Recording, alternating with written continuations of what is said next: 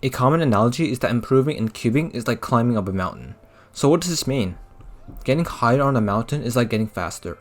Everyone starts at the bottom and works their way up to getting as fast as possible. Everyone's slope might be different, making it easier for some to improve than others, but the way to climb it is the same for everyone.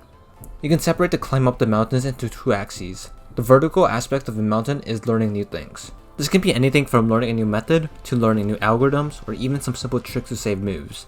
The horizontal aspect of this mountain can be seen as practice that solidifies everything that you have learned. The combination of both learning and practice allows you to move up the mountain. This can explain why too much practice doesn't help without learning anything, which is why most people hit barriers in cubing. This also shows why it's never too good to learn too much without practice, or you'll forget it, just like falling in this analogy. Both learning and practicing are essential for getting better at speed cubing or any other skill. Now, let's focus on the first aspect of improving, learning.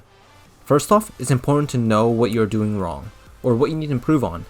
A lot of times, you might already know what you need to work on. However, lots of times you could get stuck. At those points, there are several options. You can rewatch your own solves and try to find flaws and compare it to solves of people faster than you. Another great option is asking others for advice in group chats or using coaching services. After that, start to learn those techniques that are needed to get better and fix bad habits. This can include learning algorithms, finding better ways to solve cases, learning a new method, or using a better finger trick. The resources for these techniques can be found with playing around with the cube, with untimed solves, watching videos, using alg sheets, or just advice from other people. Make sure when learning that you're completely focused and don't learn much more than you're capable of. Next, let's go on to the next aspect for improving, practicing. Here, all you need to do is apply what you have learned. With repetition, you're trying to get these skills into your muscle memory to the point where you do them without even thinking about them. However, during practice, you should consciously be thinking about what you are learning. This is not the time to look for PBs, this is the time to put your skills into practice. The usual way to practice is by doing full solves, which practices every aspect of the solve. However, targeted practice might be better sometimes when you want to focus on a specific step.